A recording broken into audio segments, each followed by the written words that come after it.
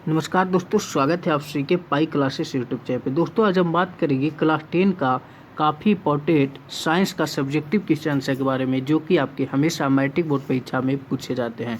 तो अगर आप मैट्रिक बोर्ड परीक्षा देने वाले हैं तो इस वीडियो को बिना स्किप किए हुए एक बार शुरू से अंत तक जरूर देखिएगा, ताकि आपको समझने में कोई दिक्कत नहीं हो। बात किया जाए तो ये साइंस का क्रैश कोर्स स्टार्ट किया गया है 2022 के लिए, जो कि ये आपके पार्ट 7वां वीडियो है। इसके पहले आपको 6 वीडियो साइंस का क्रैश कोर्स का अपलोड कर दिया गया है। अगर आप नहीं देखे हैं तो प्ले लिस्ट से जाके आप उसे ज़रूर देखें, क्योंकि उसमें काफ़ी गेस किए गए महत्वपूर्ण क्वेश्चन लाए गए हैं। तो आप ना देखें तो जरूर प्ले लिस्ट में जाके देखिए, आपको मिल जाएगा। साइंस का स्पेशल प्ले लिस्ट बनाया गया है क्रैश कोर्स 2022 के लिए। तो सभी बच्चे जाके एक बार जरूर देखिए, आप लोग के लिए काफ़ी हेल्पफुल साबित होगा। ठीक है, अगर बात किया जाए इसका पीडीएफ की, तो पीडीएफ आपको फ्री में प्रोवाइड किया जाएगा टेलीग्राम ग्रुप में।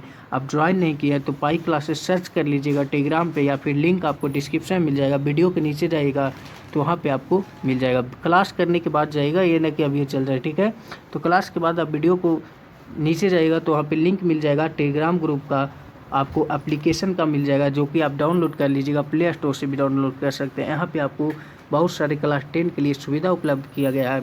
और वेबसाइट की बात किया जाए तो यहाँ पे आपको www.5 स्टार स्टडी पे आप जाइएगा, गूगल पे सर्च कीजिएगा तो यहाँ पे आपको प्रतिदिन लाइव टेस्ट लिया जाता है क्लास 10 के लिए। तो बहुत ही अच्छा सुविधा है, आप लोग एक बार ज़रूर भाग लें लाइव टेस्ट में, और अपना चेक करें कि आपका कहाँ तक आपका जो तैयारी है कैसा है, कहाँ तक अभी पहुँचे हैं, कितने अभी आपको ज़रूरी है तैयारी करना।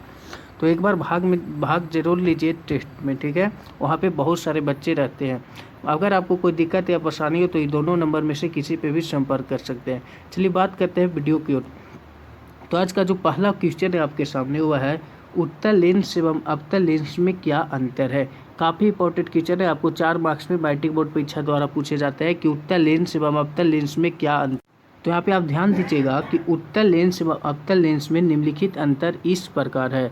ठीक है, आपको लिखना है सबसे पहले यही कि उत्तल लेंस एवं अवतल लेंस में निम्नलिखित अंतर इस प्रकार है। देखिए यहाँ पे किस लिखा गया, वहाँ पे आपको ध्यान नहीं देना, इस प्रकार है। ठीक है, आप समझदार हो चुके हैं, बोर्ड एग्जाम देने वाले हैं। फिगर आपको इसलिए यहाँ पे दिया गया है ताकि आपको समझने में कोई दिक्कत नहीं हो, समझाएंगे फिगर से। ठीक है, फिगर आपको वहाँ पे नहीं पढ़ना है।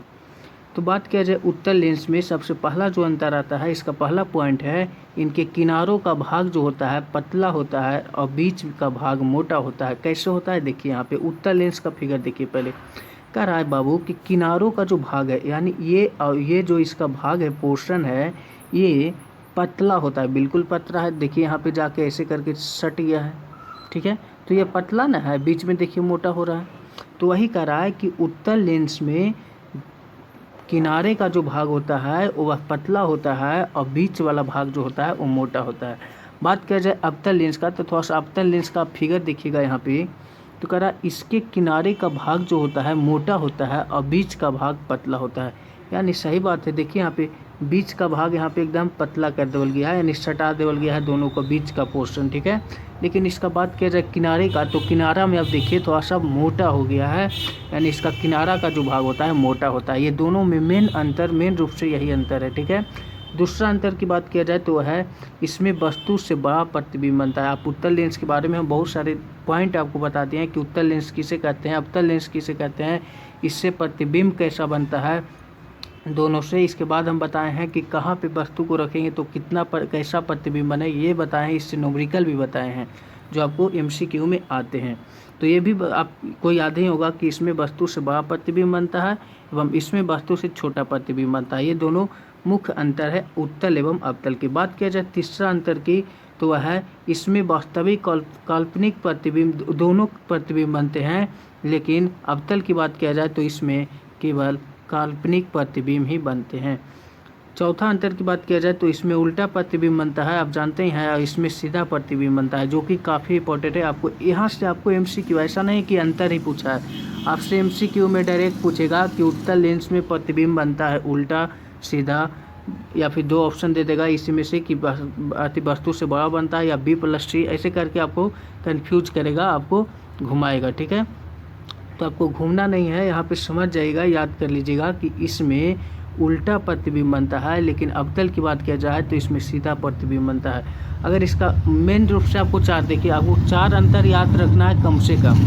हम जब भी बताते हैं तो एक आपको एक्स्ट्रा बता देते हैं ताकि आपको याद हो बाद में। आपको कम से कम चार याद रखना है। हम एक्स्ट्रा एक कहीं भी बताते हैं तो एक एक्स्ट्रा बता के चलते हैं, कम से कम चार आप याद कर लीजिएगा। अगला जो अंतर है यह आपतित किरणों को अभिसारित करता है। यहाँ पे अपवित लिखा गया, ठीक है। यह जो है आपतित किरणों को, यानी उत्तल लेंस जो है आपतित किरणों को अभिसारित करता है।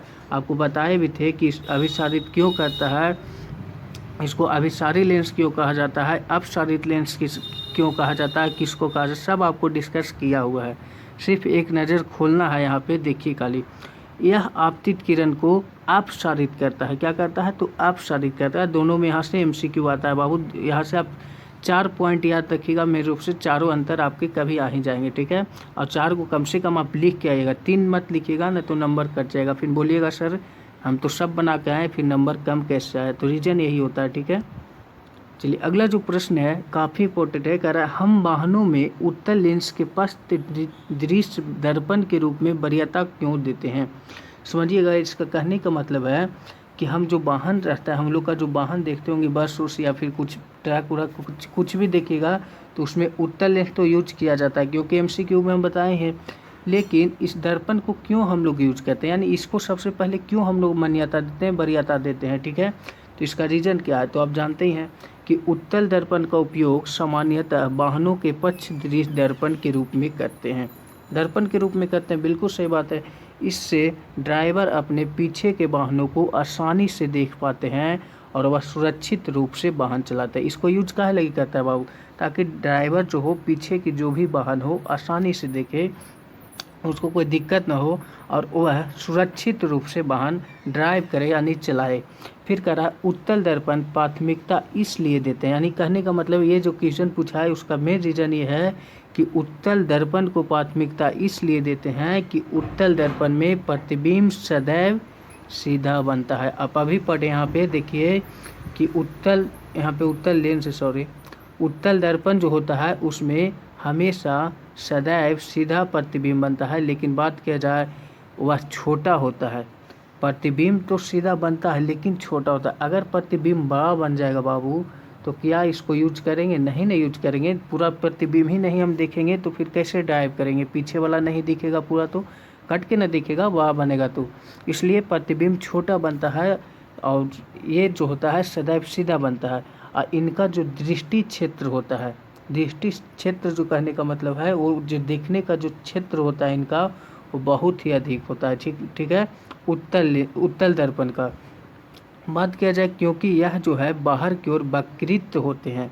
ये क्यों बहुत अधिक इसका दृष्टि क्षेत्र क्यों होता है, क्योंकि इसका यह जो है बाहर की ओर वक्रित होते हैं, यानी बाहर की ओर वक्रित कहने का मतलब ऐसा होता है, ठीक है, ऐसा होता है।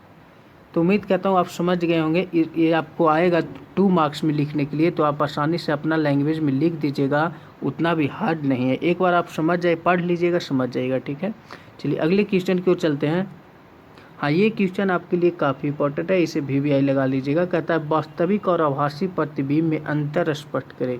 आपको ये 4 मार्क्स में पूछे जाएंगे, कभी कभी 2 मार्क्स में भी पूछ सकता है। बिहार बोर्ड है, इसको कुछ नहीं कर सकते हैं क्योंकि आप जानते हैं पागल बोर्ड है। आपको 2 मार्क्स में भी ये पूछ देगा तो 2 मार्क्स में कम से कम आपको 3 अंतर लिख के आना है, ठीक है। अगर 2 मार्क्स में पूछा है तब, अगर 4 मार्क्स में पूछा है तो 4 अंतर कम से कम लिख के आइएगा। बात किया जाए वास्तविक प्रतिबिंब के बारे में और आभासी प्रतिबिंब, इसका जो अंतर है सबसे पहले आप लिखिएगा। देखिए यहाँ पे नहीं लिखा है, मिस्टेक हो गया है। वास्तविक और आभासी प्रतिबिंब में निम्नलिखित अंतर इस प्रकार है। पहला लाइन आप इसी प्रकार से लिखिएगा। देखिए आंसर आप जितना सटीक बनाइएगा ना उतना आपको मार्क्स आएगा। अगर आप आंसर सटीक नहीं बनाते हैं तो बिहार बोर्ड में खास करके आपको नॉलेज नहीं चेक किया जाता है। बिहार बोर्ड में आपको नॉलेज नहीं चेक किया जाएगा कि आप कितने तेज़ हैं। आपको जो यहाँ कॉपी पे रहेंगे ना वही चेक किया जाता है कि ये कितना तेज़ है, ठीक है। आपको यहाँ पे पूछे इंटरव्यू लेने नहीं आएगा बिहार बोर्ड वाला। इसलिए कॉपी को आप सजा के लिखिए, अच्छा लिखिए, राइटिंग बैठा के लिखिए। आपका मार्क्स है ऑटोमेटिक सभी से ज़्यादा आएगा। प्लस में आपको प्लस पॉइंट ये सब है, आप ये सब माइंड में हमेशा रखिएगा, ठीक है, तो फिर मिस्टेक खा जाइएगा। पढ़ने के लिए बिहार बोर्ड में आप पास हो जाएगा तुरंत, ऐसा नहीं है। लेकिन मार्क्स आपको लाना, मार्क्स लाने के लिए आपको कुछ ना कुछ टेक्निक यूज करे पड़ेगा, ठीक है। वो सब हम बात करेंगे लास्ट में जब एग्ज़ाम आएगा। अभी कुछ नहीं बोलेंगे, जब लास्ट आएगा। अभी बोल देंगे तो आप पढ़ भी नहीं करिएगा। पढ़ना भी ज़रूरी है, अब टेक्निकें यूज सब समझ थोड़ा करना है, हमेशा नहीं करना है।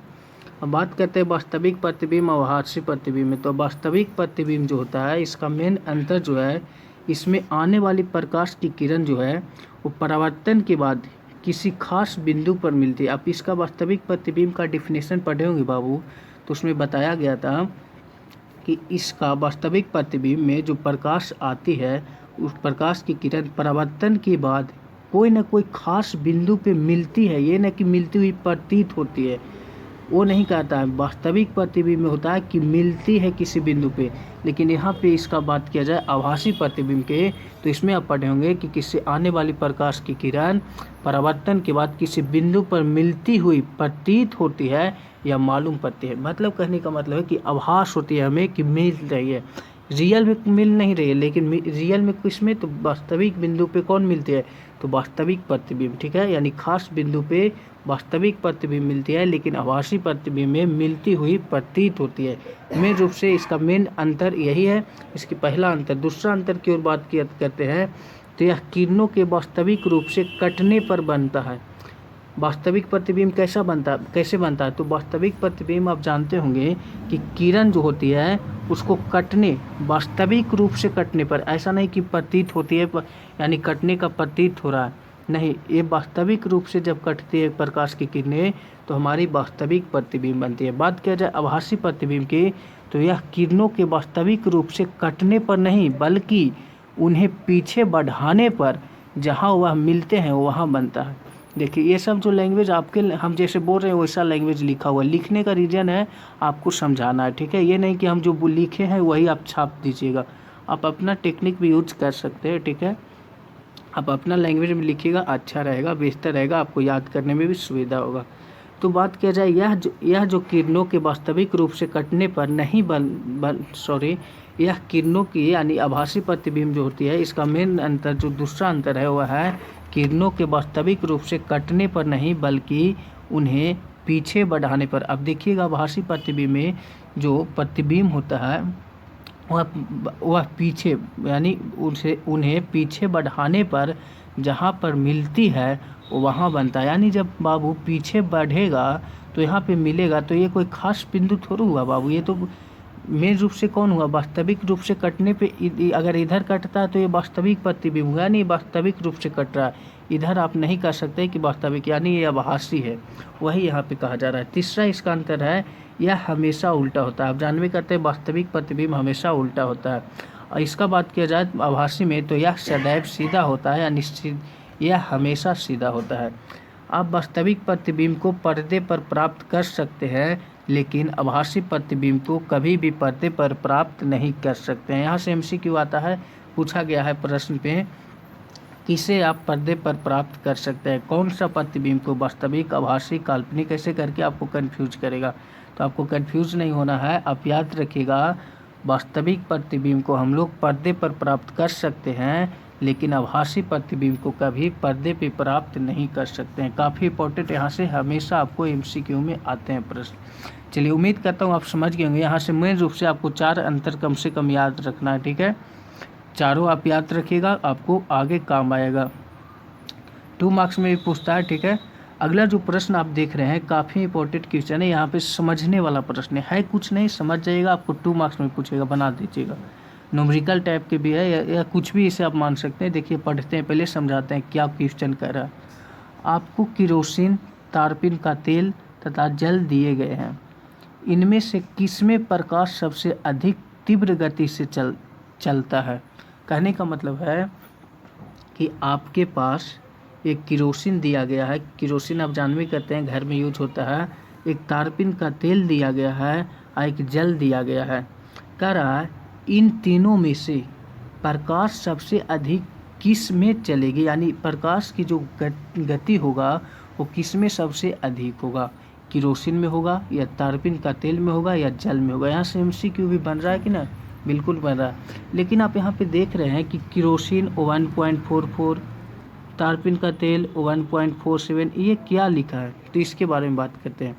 ये जो आपको संकेत में दिया है ये आपको दर्शा रहा है यहाँ पे कि हम बताए थे कि जल का जो अपवर्तनांक होता है वो कितना होता है तो 1.33 होता है। कल ही या परसों ही MCQ में बताए थे कि जल का अपवर्तनांक 1.33 होता है।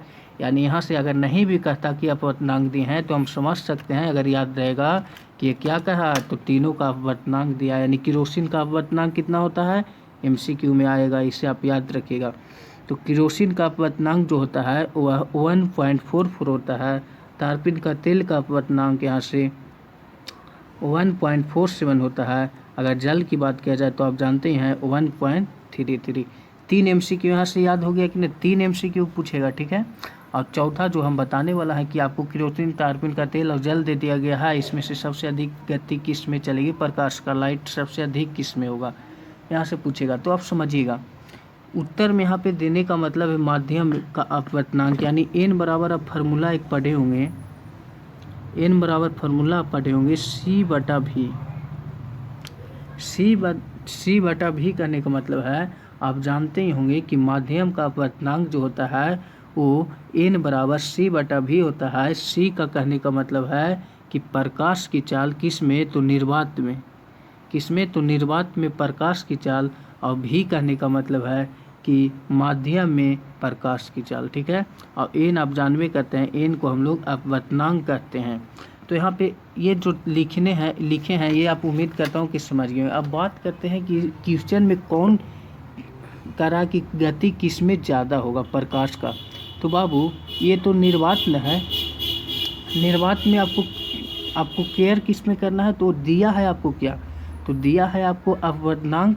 अब पूछ क्या रहा है कि किस माध्यम में, तो माध्यम तो ये निर्वात है, ये क्या है तो ये आपको पता ही है कि ये माध्यम किस माध्यम में प्रकाश की चाल है किसी भी, ये निर्वात में प्रकाश की चाल है। तो ये और इसमें ये दोनों में आपको मतलब रिलेशन दिया है, ये दोनों से आपको पूछ रहा है, ठीक है, कि ये दोनों में रिलेशन क्या होगा। तो आप समझिएगा बहुत ही इंपॉर्टेंट क्वेश्चन है, तो समझिएगा n बराबर C/V करने का मतलब है, अब समझिए अगर n का मान इंक्रीज करेगा तो v का मान डिक्रीज करेगा। यहाँ से आपको हमेशा MCQ पूछे जाते हैं, ठीक है, कि मान लिया जाए किसी वस्तु का द्रव्यमान 4 गुना कर दिया जाता है तो उसका ऐसे करके क्वेश्चन आता है ना, तो इसी से बनता है ये जो हम आज बताने वाला है। तो यहाँ पे अगर n की मान बढ़ रही है तो v का मान डिक्रीज करेगा, ये रिलेशन में, ठीक है। अगर बात किया जाए v का मान इंक्रीज कर रहा है तो यहाँ पे n का मान डिक्रीज करेगा। यहाँ से दोनों ऑब्जेक्टिव आपको आते हैं, ये दोनों बात आपको जो पॉइंट बताए वो नोट पॉइंट समझिएगा, इसे याद रखिएगा। अब बात करते हैं प्रकाश उस माध्यम में तेजी से चलेगा जिसका अपवर्तनांक ज़्यादा होगा, जिसका अपवर्तनांक कम होगा। जिसका अपवर्तनांक कम होगा तभी ना प्रकाश जो है तेज चलेगा, क्योंकि देखिए इसका जो मान आप जानते हैं 3 × 10⁸ मीटर पर सेकेंड, C का मान आप जानवे करते हैं। लेकिन अब ये दोनों में रिलेशन आपको कह रहा है निकालने, तो ये किस में होगा, जब इसका कम होगा तभी ना ये ज़्यादा होगा जी। आपको पूछ ही दिया कि गति किस में ज़्यादा होगा, तो गति यानी इसका कहने का मतलब है कि गति किस में, यानी ये आपको पूछ रहा है। तो ये जब कम जाएगा अपवर्तनांक का मान कमेगा तभी ना ये डिक्रीज करेगा, इंक्रीज करेगा। जब n का मान डिक्रीज करेगा तो इसका मान इंक्रीज करेगा। तो n किस में कम है, सिंपल क्वेश्चन, समझने वाला क्वेश्चन था, कुछ नहीं रखा हुआ था इसमें। तो n का मान आप देखिए किसका कम है, तो जल का, यानी किस में सबसे तेज गति चले, यानी प्रकाश का लाइट सबसे किस में तेज होगा तो जल में होगा, यानी इसका आंसर हो जाएगा जल। MCQ में आता है, लेकिन यहाँ पे थोड़ा सा बताए थे सब्जेक्टिव, क्योंकि आपको कभी कभी 2 मार्क्स में भी पूछेगा। यहाँ से समझने वाला बात यही है कि अगर इस तरह का जब भी फार्मूला आपको आए, अगर 3 चीज़ दिया हुआ है तो आपको ये ध्यान रखना है कि अगर इसका मान बढ़ाएंगे, कोई भी फार्मूला फिजिक्स में आ जाए बाबू, फिजिक्स में कोई भी अगर ऐसा फार्मूला आ जाए ये 3 खम्मा वाला, तो आपको समझना है n का मान यहाँ पे कुछ भी रह सकता है। अगर इसका मान इंक्रीज कर रहा है तो इसका डिक्रीज करेगा, अगर इसका इंक्रीज कर रहा है तो इसका डिक्रीज करेगा, ये रिलेशन होता है, ठीक है, ये आपको याद रखना है। अगला जो प्रश्न आज का हुआ है पूर्ण आंतरिक परावर्तन क्या है, इसका एक उदाहरण दे। काफ़ी इंपॉर्टेंट क्वेश्चन है बाबू, 4 मार्क्स में आपके पूछे जाते हैं, इसे आप लिख लीजिएगा, VVI मान लीजिएगा, ठीक है। अब बात करते हैं इसको क्या पूर्ण आंतरिक परावर्तन हम लोग किसे कहते हैं या फिर क्या क्या होता है पूर्ण आंतरिक परिवर्तन, इसका एक उदाहरण के बारे में बात करेंगे। तो आप याद रखिएगा इसका उत्तर में फिगर आपको यहाँ पे नहीं पढ़ना है, ठीक है। फिगर हम आपको समझाने के लिए पा रहे हैं, फिगर आपको वहाँ पे नहीं पढ़ना है। अब इसको ऐसे पढ़ सकते हैं लेकिन पढ़ना ठीक नहीं है, ठीक है। आपको फिगर हमेशा नहीं पढ़ना चाहिए। जैसे उत्तल अवतल का अंतर है तो उसमें फिगर पढ़ेंगे बाबू, नहीं, आपको नंबर कट जाएगा, ठीक है। फिगर आप नहीं पढ़िएगा। तो बात करते हैं इसको क्या पूर्ण आंतरिक परिवर्तन किसे कहते हैं। तो सघन माध्यम से विरल माध्यम में जाती हुई प्रकाश की किरण कि आपतन कोण का मान क्रांति कोण के मान से अधिक हो जाता है, तब वह किरण वापस उसी माध्यम में लौट जाती है। इसको ही तो हम लोग प्रकाश का पूर्ण आंतरिक परिवर्तन कहते हैं बाबू।